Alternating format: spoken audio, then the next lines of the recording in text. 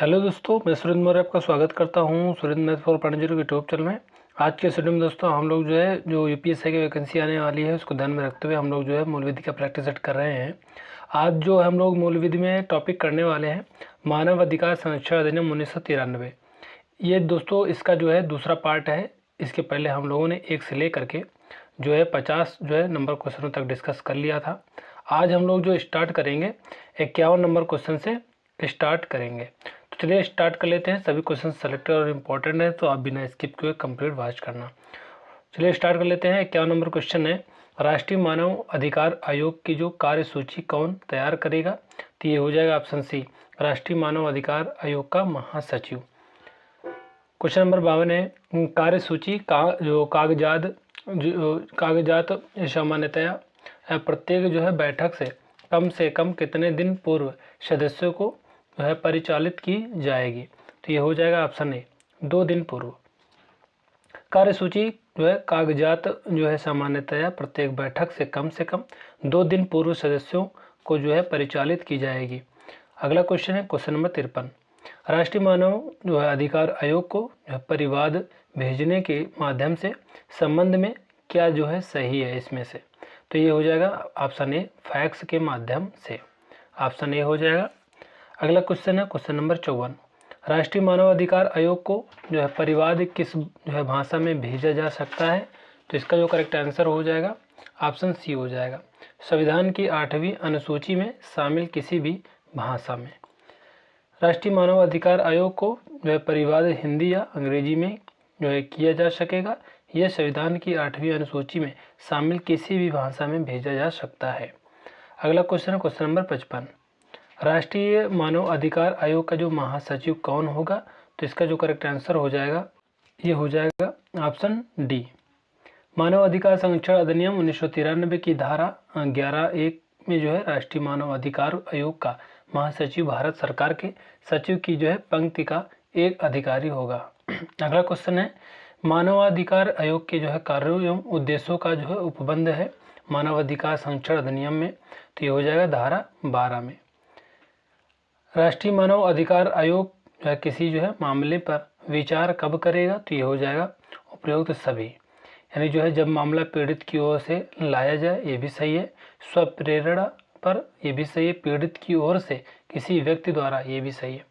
मानव अधिकार संरक्षण अधिनियम 1993 की धारा 12 के अनुसार राष्ट्रीय मानव अधिकार आयोग किसी मामले पर विचार स्वप्रेरणा प्रेरणा से या किसी पीड़ित व्यक्ति द्वारा या उसकी ओर से किसी व्यक्ति द्वारा प्रस्तुत की गई अर्जी पर करेगा। अगला क्वेश्चन है क्वेश्चन नंबर 58, आयोग की शक्तियों में कौन सी शक्ति शामिल नहीं है? तो इसका जो करेक्ट आंसर हो जाएगा ये हो जाएगा ऑप्शन डी, किसी अपराधी को गिरफ्तार करने का आदेश देने की शक्ति।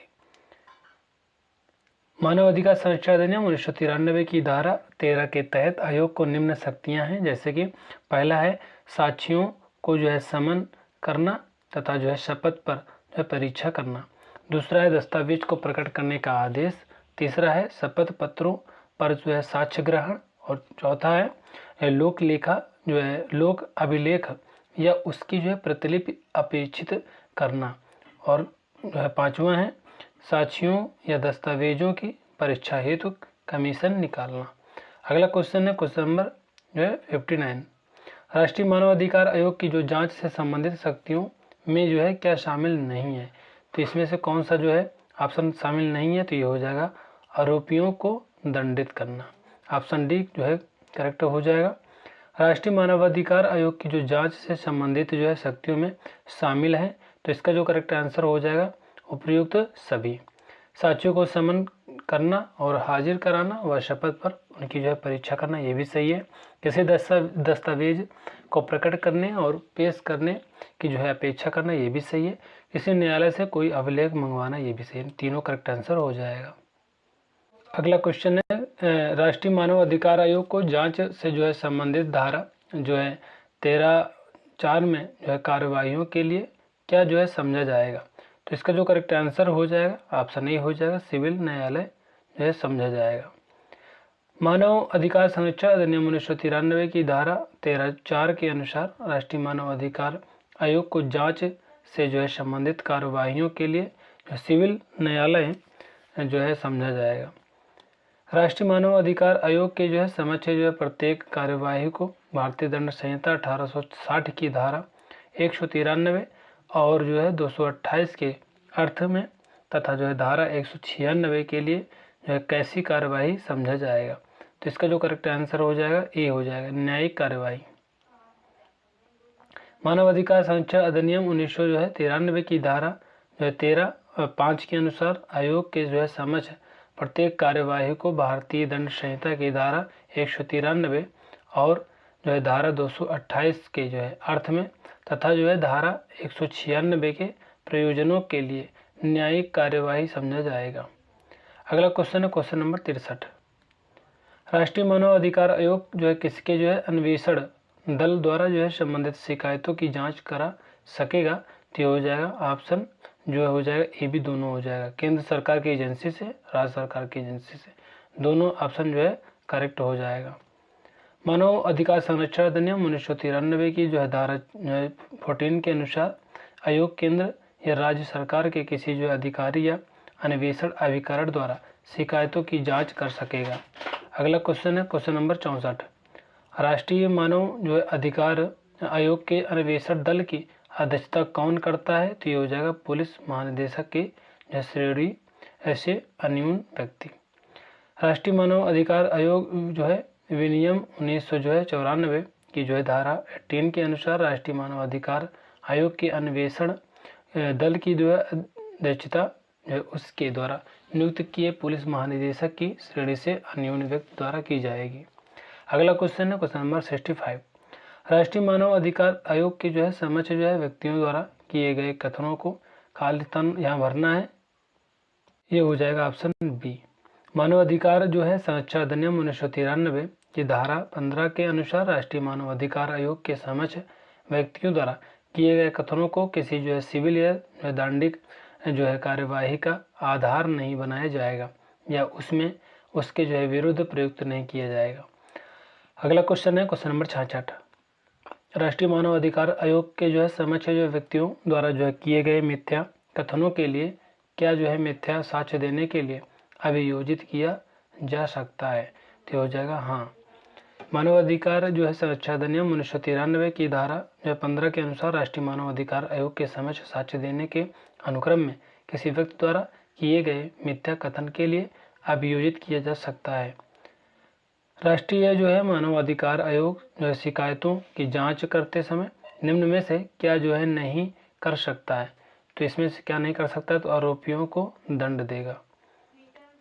मानव अधिकार संरक्षण अधिनियम 1993 की जो है धारा 17 के अनुसार केंद्रीय सरकार या किसी राज्य सरकार अथवा उसकी अधीनस्थ किसी अन्य प्राधिकारी या जो है संगठन से ऐसे समय के भीतर जो आयोग द्वारा विनिर्दिष्ट किया जाए जानकारी या रिपोर्ट मांग सकेगा।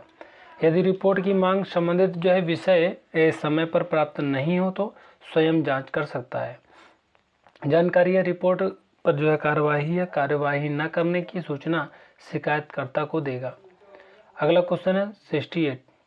राष्ट्रीय मानव अधिकार आयोग को जो है किए जो है सभा परिवादों पर जो है आयोग द्वारा जो है पंजीकृत एवं जो है सांख्यित जो है किए गए हों कितने समय पूर्व इस हेतु गठित 2 सदस्यीय पीठ के समक्ष स्वीकृति के लिए रखा जाएगा। तो ये हो जाएगा ऑप्शन डी 2 सप्ताह। दोस्तों थोड़ा सा डिफिकल्ट जरूर है लेकिन आप इनको जो 2-3 बार अगर देखोगे तो ये सब इजी लगने लगेंगे।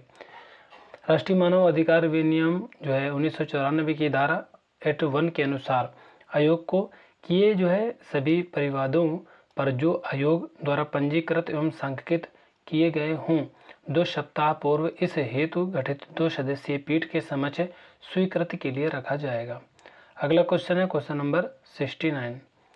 राष्ट्रीय मानव अधिकार जो है आयोग को जो है किए गए जो है परिवाद हेतु जो है कितनी फीस प्रभार्य है। तो ये हो जाएगा ऑप्शन डी कोई फीस प्रभार्य नहीं है।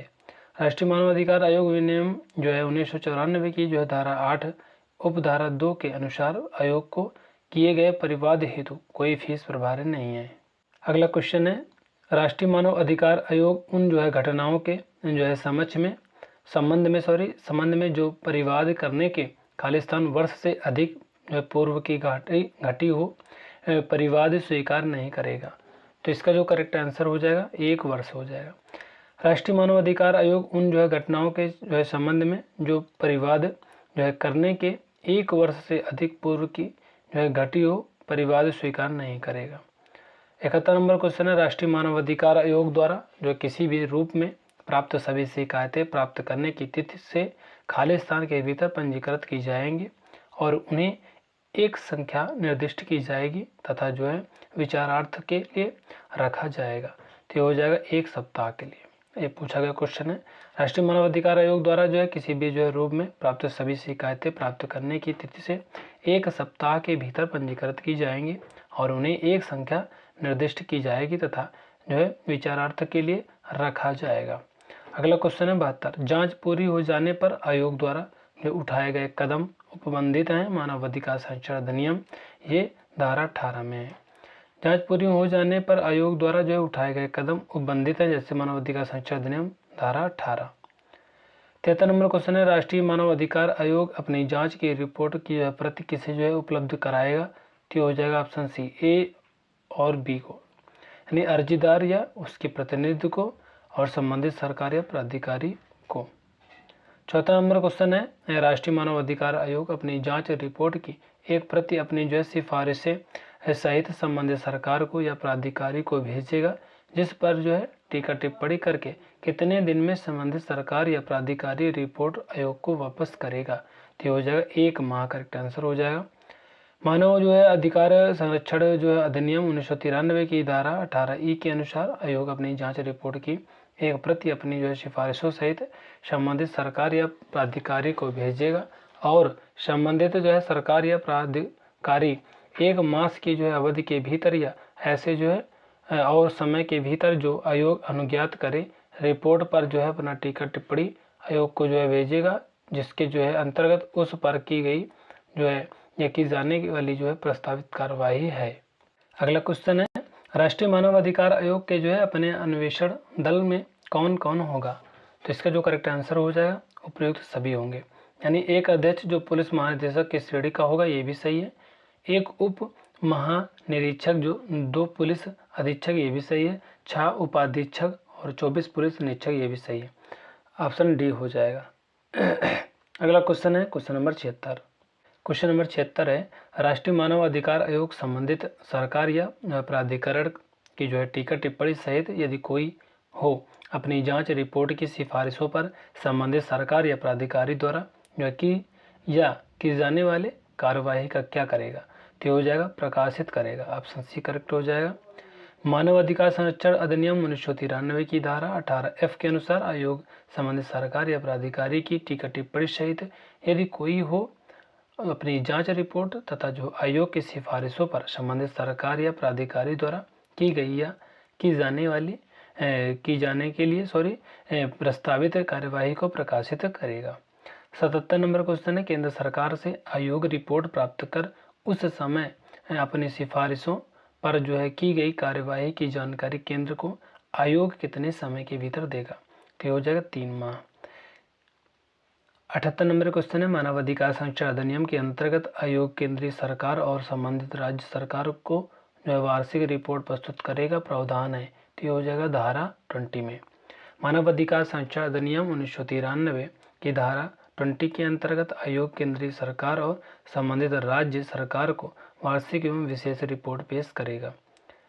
79 नंबर क्वेश्चन है, राष्ट्रीय मानव अधिकार आयोग अपनी जो है वार्षिक रिपोर्ट या विशेष रिपोर्ट जो है किसके जो है समझ प्रस्तुत करेगा। तो हो जाएगा ए और बी दोनों में से किसी को, यानी केंद्र सरकार को या फिर राज्य सरकार को। 80 नंबर क्वेश्चन है, निम्नलिखित में सत्य कथन है। तो ये 2 ऑप्शन इधर दिए गए हैं, बाकी सब जो है यहाँ भी दिया गया है। तो इसका जो करेक्ट आंसर हो जाएगा उपयुक्त सभी हो जाएगा। धारा 20 के अनुसार आयोग अपनी जो है वार्षिक रिपोर्ट प्रस्तुत करने के लिए प्रतिबद्ध है तथा आयोग द्वारा प्रस्तुत रिपोर्ट केंद्र सरकार संसद के दोनों सदनों के समक्ष रखवाएगी। राज्य सरकार आयोग की जो है रिपोर्ट विधानमंडल के प्रत्येक सदन में रखवाएगी। अगला क्वेश्चन है क्वेश्चन नंबर 81, भारत में कितने राज्य मानव अधिकार आयोग का जो है गठन किया जा चुका है। तो ये हो जाएगा ऑप्शन डी जो है 19। भारत में 19 राज्य मानवाधिकार आयोग का जो है गठन किया जा चुका है। वर्तमान समय में अब इनकी संख्या की बात करें तो 26 हो गई है। भारत में जो है मानवाधिकार आयोग जो है कितने राज्यों में जो है गठित नहीं किया है, तो ये हो जाएगा 9 राज्यों में। मध्य प्रदेश राज्य मानवाधिकार आयोग का जो गठन कब किया गया है, तो ये हो जाएगा सितंबर 1995 में। मध्य प्रदेश राज्य मानवाधिकार आयोग का जो गठन है सितंबर 1995 में किया गया है। मध्य प्रदेश राज्य मानवाधिकार आयोग का जो मुख्यालय कहाँ स्थित है, तो यह है भोपाल में। राज्य मानव अधिकार आयोग का जो गठन है मानव अधिकार जो संरक्षण अधिनियम की किस जो है धारा में दिया गया है, तो ये हो जाएगा धारा 21(1) में। राज्य मानव जो अधिकार आयोग का जो अध्यक्ष कौन होगा, तो ये हो जाएगा किसी उच्च न्यायालय का मुख्य न्यायमूर्ति रहा है। मानव अधिकार संरक्षण अधिनियम 1993 की धारा 21(1) के अनुसार राज्य मानव अधिकार आयोग का जो है अध्यक्ष किसी जो है उच्च न्यायालय का पूर्व मुख्य न्यायाधीश या न्यायमूर्ति हो सकता है। 87 नंबर क्वेश्चन है, राज्य मानव अधिकार जो है आयोग का मुख्य कार्यपालक अधिकारी कौन होता है, तो इसका जो करेक्ट आंसर हो जाएगा ये हो जाएगा ऑप्शन ए। राज्य मानव अधिकार आयोग का जो मुख्य कार्यपालक अधिकारी राज्य मानव अधिकार जो आयोग का सचिव होता है। अगला क्वेश्चन है, राज्य मानव अधिकार आयोग के अध्यक्ष और सदस्यों की जो नियुक्ति कौन करता है, तो ये हो जाएगा राष्ट्रपति करता है। राज्य मानव अधिकार आयोग के जो अध्यक्ष और सदस्यों की नियुक्ति धारा जो है 22(1) के अनुसार राज्यपाल द्वारा की जाती है। राज्य जो है मानव अधिकार आयोग के जो अध्यक्ष और सदस्यों की नियुक्ति के लिए बनी जो है चयन समिति का जो है अध्यक्ष कौन होता है, तो ये हो जाएगा ऑप्शन डी, मुख्यमंत्री होता है। राज्य मानव अधिकार आयोग के जो अध्यक्ष और सदस्यों के चयन के लिए बनी जो है समिति में कौन शामिल नहीं है, तो ये हो जाएगा ऑप्शन सी, केवल तीसरा, गृह मंत्री, विधान परिषद यदि हो तो। अधिनियम की धारा 22 में जो है राज्य मानव अधिकार आयोग के जो है अध्यक्ष और सदस्यों के चयन के लिए बनी जो है समिति में निम्न शामिल हैं। पहला है मुख्यमंत्री अध्यक्ष, विधानसभा का जो अध्यक्ष सदस्य और उस राज्य के गृह विभाग भार साधक मंत्री सदस्य और जो है विधानसभा के विपक्ष का नेता सदस्य। अगला क्वेश्चन है 91, राज्य मानव जो अधिकार जो आयोग के जो अध्यक्ष या किसी जो सदस्य को पद से हटाएगा, तो हो जाएगा ए, बी, सी में से कोई नहीं, इसमें से कोई ऑप्शन नहीं है।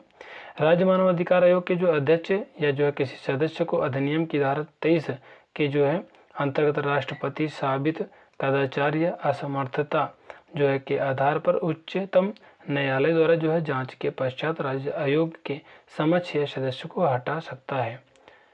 92 नंबर है 92, राज्य मानव अधिकार आयोग के जो अध्यक्ष का जो है कार्यकाल कितने समय का होता है, तो इसका जो करेक्ट आंसर हो जाएगा 3 वर्ष या 70 वर्ष की आयु तक।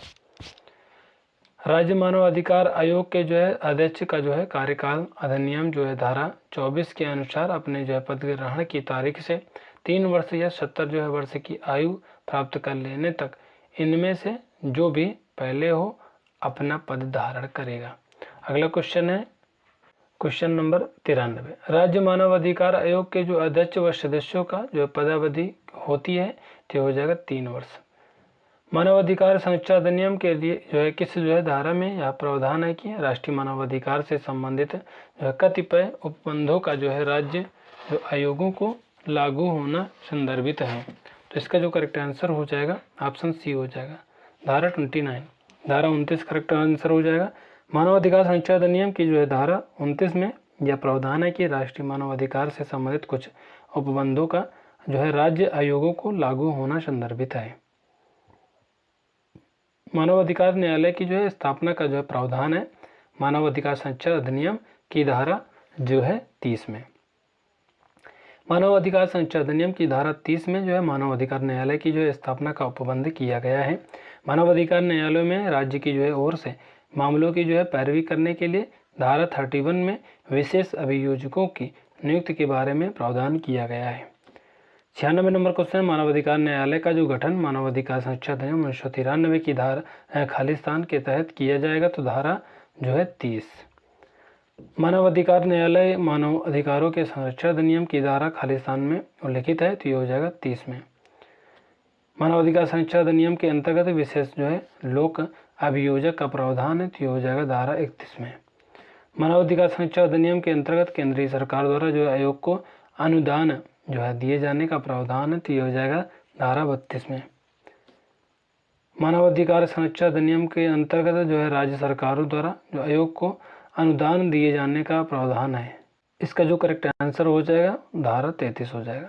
राज्य सरकारों द्वारा जो है आयोग को अनुदान दिए जाने का प्रावधान मानवाधिकार संरक्षण अधिनियम की धारा 33 में किया गया है। तो दोस्तों इस तरह से हम लोगों ने जो है 100 क्वेश्चन तक डिस्कस कर लिया है। इसके बाद दोस्तों एक वीडियो और आएगी इसी टॉपिक से, उसके बाद ये टॉपिक जो है कंप्लीट हो जाएगा। दोस्तों ये वीडियो आपको कैसे लगी कमेंट करके जरूर बताना, वीडियो को लाइक कर देना, चैनल को सब्सक्राइब कर देना, बेल आइकन को प्रेस कर देना, जिससे कि हमारे सारी नोटिफिकेशन आप तक पहुँचते रहें। तो मिलते हैं नेक्स्ट वीडियो में, तब तक के लिए जय हिंद जय भारत।